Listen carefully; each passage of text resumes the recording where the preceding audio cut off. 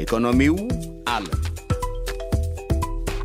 በዓለም አቀፉ የገንዘብ ድርጅትና የዓለም ባንክ ትንተና ዘላቂነት የሌለው የተባለው የኢትዮጵያ የዕዳ ጫና ዘላቂ ወደሚባልበት ደረጃ ዝቅ እንዳለ የብሔራዊ ባንክ ገዢ ኢዮብ ተካልኝ ተናግረዋል። ኢትዮጵያ ከአበዳሪዎቿ በምታደርገው ድርድር የግንባር ሰው ሆነው የሚታዩት ኢዮብ ይህን የገለጹት ጠቅላይ ሚኒስትር አብይ አህመድን ጨምሮ ከፍተኛ የመንግስት ባለስልጣናት በተገኙበት ኢትዮጵያ ታከናውናለች የተባለ ስብሰባ ላይ ነው። የኢትዮጵያ መንግስት ዕዳ በ2018 ዝቅተኛ መካከለኛ ገቢ ካላቸው ሀገራት ከፍ ያለ፣ ከሰሐራ በታች ከሚገኙ ሀገሮች አማካኝ ጋር ተመሳሳይ ነበር። ሆኖም ግን አሁን ከሁለቱም በእጅጉ ያነሰ ሆኗል። ፊስካል ፖሊሲን፣ የዕዳ አከፋፈል ሽግሽግና ከማክሮ ኢኮኖሚ ማሻሻያ የተገኙ ውጤቶች የኢትዮጵያን የዕዳ ዘላቂነት መልሰውታል። አይኤምኤፍ ከግምገማ በኋላ ይፋ ያደርገዋል ብለን እንጠብቃለን። ነገር ግን የኢትዮጵያ ዕዳ አሁን ዘላቂ ነው። ከዚህም ባሻገር በሚቀጥለው ዓመት ወይም በዚህ አካባቢ የዕዳ ጫናውን ወደ ከመካከለኛ እስከ ዝቅተኛ ማድረስ ይቻላል። ዶክተር ኢዮብ የጠቀሱት የውጭ ዕዳ አከፋፈል ሽግሽግ መንግስታቸው ተግባራዊ የሚያደርገው የኢኮኖሚ ማሻሻያ አንድ ዓላማ ነው። የማሻሻያው ቁልፍ የሆነውና መንግስት ከዓለም አቀፉ የገንዘብ ድርጅት 3.4 ቢሊዮን ዶላር የሚበደርበት የተራዘመ የብድር አቅርቦት መርሃ ግብር ሲጠናቀቅ የዕዳ ጫናውን ወደ መካከለኛ ዝቅ ለማድረግ ታቅዷል። የድርጅቱ የብድር መርሃ ግብር ኢትዮጵያ በቡድን 20 የጋራ ማዕቀፍ በኩል የዕዳ አከፋፈል ማሻሻያ እንዲደረግላት ላቀረበችው ጥያቄ አስገዳጅ ቅድመ ሁኔታ ነበር። ኢትዮጵያ በቡድን 20 ማዕቀፍ በኩል የዕዳ ክፍያ ማሻሻያ ለማድረግ ያመለከተችው ጥር 26 2013 ነበር። በአሁኑ ወቅት የኢትዮጵያ መንግስት ከፓሪስ ክለብ አበዳሪ አገራት ጋር በተፈራረመው የመግባቢያ ሰነድ መሰረት ከእያንዳንዱ አበዳሪ ሀገር እንደዚሁም ከንግድ ብድር አበዳሪዎች ጋር የሁለትዮሽ ድርድር በማካሄድ ላይ ይገኛል። ኦፊሲያል አበዳሪ ሀገራት እንደ ዓለም አቀፉ የገንዘብ ድርጅት ያሉ ተቋማትና የግል አበዳሪዎች ጋር የሚደረገው ድርድር የኢትዮጵያን 8.4 ቢሊዮን ዶላር ዕዳ አከፋፈል ያሸጋሽጋል ተብሎ ይጠበቃል። የኢትዮጵያ መንግስትና አበዳሪዎች ጭምር ተስፋ የጣሉበት የቡድን 20 የጋራ ማዕቀፍ ግን እጅግ ዘገምተኛና በውስብስብ ሂደቶች ውስጥ ያለፈ እንደሆነ የገንዘብ ሚኒስትሩ አህመድ ሽዴ ከፍተኛ አማካሪ አስተዋይ ወልደ ሚካኤል በፓሪስ ክለብ ዓመታዊ ሪፖርት ላይ ባሳተሙት አተታ ገልጸዋል። ጠቅላይ ሚኒስትር አብይ አህመድን ጨምሮ የኢትዮጵያ ባለስልጣናት ዕዳ ክፍያ ሰንጎ ለያዘው ኢኮኖሚ ፋታ ይሰጣል የሚል ተስፋ የጣሉበት የአከፋፈል ማሻሻያ ቶሎ ይጠናቀቃል የሚል ተስፋ ነበራቸው። የገንዘብ ሚኒስትሩ ከፍተኛ አማካሪ ጽሑፍ ባለስልጣናቱ ተስፋ የጣሉበት ሂደት የተራዘመበትን ምክንያት ግልጽ እንደሚያደርግ የፋይናንስ ባለሙያው ዶክተር አብዱልመናን መሐመድ ይናገራሉ። ብዙ የሚነግሩት ነገሮች አለ። አንደኛ የዕዳ ማሸጋሸጉ ጉዳይ፣ ሪስትራክቸር የማድረጉ ጉዳይ የተራዘመበት ምክንያት እንደሞ በተወሰነ ደረጃ ግልጽ ያደርገዋል። አንደኛ የፖለቲካ ችግር እንደሆነ ዶሜስቲክ ብለዋለች የሀገር ውስጥ ጉዳይ እና ዓለም አቀፍ የገንዘብ ተቋማት የኢኮኖሚ ብቻ ጉዳይ ሳይሆን የፖለቲካ ጉዳይም እንዳለው በደንብ ግልጽ ይሆንልሃል። ማለት ከነበረበት በጣም 3 ዓመት ዘግይቶ ነው ድርድሩ ያለቀው አይደለም። ይህ ማለት የሚነግርህ ነገር ለውሳኔያቸው የፖለቲካ ጉዳይም እንደሚያስገቡ ነው አንደኛው። ሁለተኛው ራሱ ድርድሩ በጣም የተንዛዛ እንደሆነ ነው። ራሱ እንደው ቀላል እንዳልሆነ ነው። ሶስተኛ የተወሰኑ ነገሮች እንዳስቸገሯቸው ነው። አሁን ሂደቱ እጅግ የዘገየው ኢትዮጵያ የዕዳ አከፋፈል ሽግሽግ እንዲደረግ ጥያቄ ካቀረበችበት ጊዜ ጀምሮ ነው። አስተዋይ መዘግየቱ በአገር ውስጥ ሁኔታዎችና ከዓለም አቀፉ የገንዘብ ድርጅት ጋር በተራዘመ የብድር አቅርቦት መርሃ ግብር ላይ ይደረግ የነበረውን ድርድር ለማጠናቀቅ በወሰደው ጊዜ ምክንያት የተፈጠረ እንደሆነ ገልጸዋል። አስተዋይ በጽሁፋቸው በግልጽ ባይጠቅሱትም ኢትዮጵያ በጥር 2013 የዕዳ አከፋፈል ማሻሻያ እንዲደረግላት ጥያቄ ያቀረበችው በትግራይ ጦርነት በተቀሰቀሰበት ወቅት ነው። ፌዴራል መንግስት በጥቅምት 2015 ግጭት የማቆም ስምምነት ከህወሓት ጋር እስኪፈርም ድረስ በዓለም አቀፉ ማህበረሰብ ከፍተኛ ጫና ውስጥ ቆይቷል።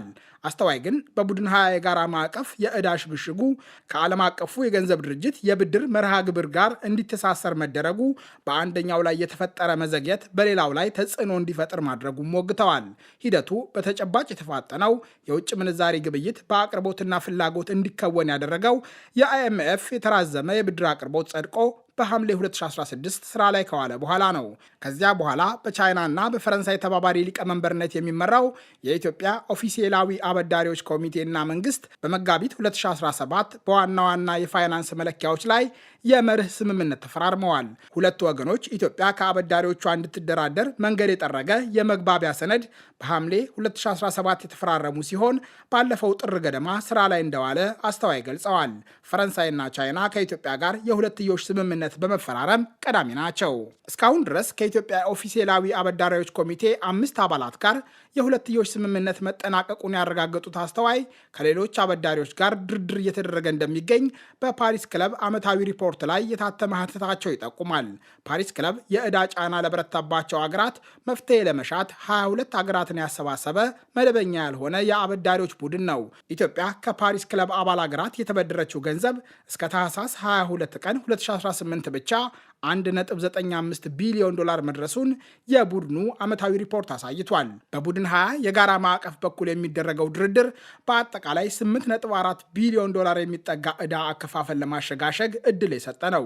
ሽግሽጉ ለኢትዮጵያ የ3 ዓመታት እፎይታ የሚሰጥ ሲሆን የዓለም አቀፉ የገንዘብ ድርጅት መርሃ ግብር ተግባራዊ በሚደረግባቸው ዓመታት ከሚከፈለው ዕዳ ውስጥ 34 በመቶ ለመቀነስ እንደሚያስችል የአቶ አህመድ ሽዴ ከፍተኛ አማካሪ የሆኑት አስተዋይ ወልደ ሚካኤል ገልጸዋል። አስተዋይ አጠቃላይ የድርድሩ ሂደት የመንግስትን ትዕግስት፣ አተገባበሩ በአንጻሩ የበጀት አስተዳደሩን እንደተፈታተነ አትተዋል። ኢትዮጵያ የፈረመችው የመግባቢያ ሰነድ የሁለትዮሽ ስምምነቶች የሚጠናቀቁበትን የጊዜ ገደብ ያስቀመጠ በመሆኑ ሳይሟላ ቢቀር በተበዳሪው ላይ ቅጣት ይጣላል። ይሁንና በስምምነቱ አበዳሪዎችን የሚያስገድድ ተመሳሳይ የጊዜ ገደብ የለም። የአበዳሪዎች ምላሽ ሲዘገይና በአገር ውስጥ ስምምነቶችን ለማጽደቅ ከሚጠበቀው በላይ ረዥም ጊዜ ሲወስድ በኢትዮጵያ ላይ ያልተከፈለ ዕዳ እንዲከማች ማድረጉን ጽፈዋል። ድርድሩ ተጠናቆ ቢሆን ኖሮ አገሪቱ ከዕዳ አከፋፈል ማሻሻያው በኋላ በታህሳስ 2017 ገደማ ብድር መክፈል መጀመር ነበረባት። ይሁንና እስካሁን ድረስ ከአበዳሪዎቿ ጋር እየተደራደረችና ሁለትዮሽ ስምምነቶችን ተግባራዊ እያደረገች ትገኛለች። ከፓሪስ ክለብ በተፈረመው ስምምነት መሰረት ከእያንዳንዱ አበዳሪ ሀገራትና ከግል አበዳሪዎች ጋር ድርድር ተጠናቆ የሁለትዮሽ ስምምነቶች ተግባራዊ ሲደረጉ ኢትዮጵያ የ2 ዓመት የዕዳ ክፍያ በአንድ በጀት ዓመት ልትከፍል እንደምትችል አስተዋይ ወልደ ሚካኤል ገልጸዋል። የገንዘብ ሚኒስትሩ አማካሪ እንደጻፉት ውስን የበጀት አቅም ላለውና ብርቱ የውጭ ምንዛሪ እጥረት ለሚፈታተነው የፌዴራል መንግስት ይህ ከባድ ተጨባጭ ጫና የሚያስከትል ነው። በተበዳሪው ላይ የተቀመጠው ቅድመ ሁኔታ ለአበዳሪው ላይ ስለሚነሱ ጥያቄዎችም ሌሎች ጉዳዮችም በወቅቱ ምላሽ አለመስጠት፣ እንደዛ አስገዳጅ ሁኔታ አለመኖሩ የዕዳ የክፍያ መጠራቀም ያስከትላል የሚል ነው መነሻ ሀሳቧ። በሁለቱም በኩል ግዴታዎች ካሉ ግን ነገሩ ይፋጠናል የሚል ነው። የአገር ውስጥና የውጭ ዕዳ ክፍያ ባለፉት ተከታታይ ዓመታት በመንግስት በጀት ውስጥ ያለው ድርሻ በከፍተኛ ሁኔታ እየጨመረ መጥቷል። በተያዘው ዓመት ለዕዳ ክፍያ 463 ቢሊዮን ብር መድቦ የነበረው መንግስት ለ2019 ባዘጋጀው የበጀት ረቂቅ ለተመሳሳይ ዓላማ የመደበው ገንዘብ 542 ቢሊዮን ብር ደርሷል። የግል አበዳሪዎችና የዩሮ ቦንድ ባለቤቶች ጉዳይ እጅግ በጣም አስቸጋሪ የዕዳ አከፋፈል ሽግሽግ ገጽታ እንደሆነ አስተዋይ ጽፈዋል። ከእነዚህ የግል አበዳሪዎች ጋር የሚደረገው ድርድር አሁንም እንዳልተጠናቀቀ የገለጹት ባለሙያዋ በተለይ ውስብስብ ያሏቸው የቦንድ ባለቤቶች የዕዳ አከፋፈል ሽግሽግን በተመለከተ ከዓለም አቀፉ የገንዘብ ድርጅት የዕዳ ትንተና የሚጋጭ የራሳቸውን የትንታኔ ማዕቀፍ ማቅረባቸውን ጠቁመዋል። በዚህም ምክንያት ኢትዮጵያ ግትር አቋም በያዙት ሁለቱ ወገኖች መካከል አጣብቂኝ ውስጥ ገብታ መፍትሄ ለማፈላለግ እንደተገደደች ገልጸዋል። አገሪቱ ይህንን ሚና ለመወጣት ግን የሚያስፈልገው አቅምም ሆነ ተገቢው ዝግጅት እንደሌላት አረጋግጠዋል። ፍሬምወርኩ ዲቨሎፕ ሲደረግ በሚዘጋጅበት ሰዓት የግል አበዳሪዎችን ጉዳይ በደንብ የታየ አይመስለኝም። በዛ ምክንያት የግል አበዳሪዎች በተቀመጠው ፍሬምወርክ መስማማት አልቻሉም። ኮምፓራብል ትሪትመንት የሚሉት የለም።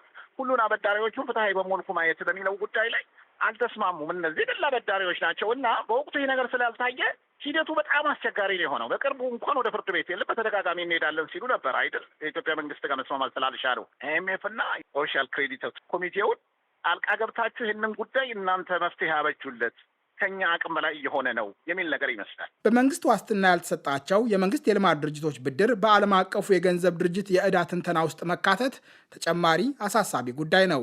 መንግስት ለተቋማቱ ብድር ዋስትና ባይሰጥም ካላቸው ቁልፍ ሚና በሚመነጨው ተያያዥ ተጠያቂነት እንደዚሁም የውጭ ምንዛሪ አስተዳደር ስጋት ምክንያት ለትንተና ጥቅም ላይ የዋለው አመክንዮ ግልጽ እንደሆነ ባለሙያዋ ያምናሉ። ነገር ግን ጉዳዩን በቅን ልቦና ወይም በእምነት የመክፈል አቅም ላላቸው የመንግስት የልማት ድርጅቶች ላበደሩ ማስረዳት ለመንግስታቸው ተደጋጋሚ ጥረትና ትዕግስትን የሚጠይቅ እንደሆነበት አስረድተዋል።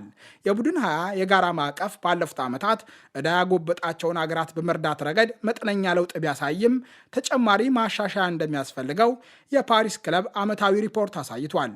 በሰነዱ የኢትዮጵያን የዕዳ አከፋፈል ለማሸጋሸግ እየተደረገ የሚገኘው ጥረት በተደጋጋሚ የተነሳ ነው። የፓሪስ ክለብ ሊቀመንበርና የፈረንሳይ ግምጃ ቤት ኃላፊ ቤርትራን ዱሞ የኢትዮጵያን የዕዳ አከፋፈል በተመለከተ የተደረገው ስምምነት አበዳሪ አገራት ዘገምተኛ እየተባለ የሚወቀሰውን የቡድን 20 የጋራ ማዕቀፍ ለማፋጠን ያላቸውን አቅም እንዳሳየ ገልጸዋል። ዶክተር አብዱል መናን ግን የዕዳ አከፋፈል ማሻሻያው ጠቃሚ ቢሆንም ኢኮኖሚው በቅጡ መስራቱን ማረጋገጥ እንደሚያስፈልግ ይናገራሉ። በ10 ዓመት የሚከፈለው በ20 ዓመት መሆኑ ፋታ ይሰጣል። የፖይታ ጊዜ ማግኘትም ፋታ ይሰጣል። ግን ምን መሰለህ ዋናው የሚወስነው ይህን ፋታ ስታገኝ ኢኮኖሚውን ዕዳውን ለመክፈል የሚያስችል ደረጃ አብቅተዋል ወይ ነው። አንዳንድ ዕዳዎች ከአቅም በላይ ይሆናሉ። አጠቃላይ በእንደዚህ አይነት ጊዜ የዕዳ ሰረዛ ነው የሚያስፈልግ። እንደ ወዲህ ብታደርገው መፍትሄ ማያገኛለህ። አንዳንድ ጊዜ ችግር ጊዜያዊ ሊሆን ይችላል እና የዕዳ ጫና በጣም ለምሳሌ የአከፋፈል ሁኔታ አጭር ስለሆነ የአጭር ጊዜ ስለሆነ የአከፋፈል ሁኔታ ቢራዘምልህ ካለህበት ችግር ወጥተህ ዕዳ መክፈል ትችላለህ። ጥሩ ነው መደራደሩ። የዕዳ አከፋፈል ጊዜው መራዘሙ፣ የፖይታ ጊዜ ማግበቱ ጥሩ ነው፣ ፋታ ይሰጥሃል። ግን በዚህ ፋታ ባገኘህበት ወቅት ላይ ግን ምን ያህል ተዘጋጅተሃል ነው። እና የኢትዮጵያ መንግስት ተዘጋጅቷል ወይ በዛ ጊዜ ውስጥ ዕዳ ያ ደግሞ ብዙ ነገሮችን ማየት ኢኮኖሚው በአግባቡ እያመረተ ነው ወይ? ኢኮኖሚ በአግባቡ እያደገ ነው ወይ? የታክስ ገቢው እያደገ ነው ወይ? የውጭ ምንዛሪ ገቢው እያደገ ነው ወይ? መቶ እርግጠኛ ሆነህ የምትናገረው አይመስልም። መንግስትም እንደሚለውም ደግሞ በጣም ሮዚም አይደለም። ኤክስፖርት የተወሰነ ተሻሽሏል። ቡና እሱም ቢሆን ዓለም አቀፍ ገበያ ነው። ዋናው የወርቁ ጉዳይ የተው ነው እንደሆነ የተወሰነ ሐዋላ የተወሰነ ተሻሽሏል። ግን እንደው ተአምር አልተፈጠረም። የኢኮኖሚ እድገቱ ጉዳይ ሁሌ አጠራጣሪ ነው። የታክስ ገቢው ጉዳይ በጣም ዜጎች ላይ ከፍተኛ ጫና መፍጠር ነው። አድማጮች፣ የዛሬው መሰናዶ ተጠናቀቀ። እሸቴ በቀለ ነኝ። ጤና ይስጥልኝ።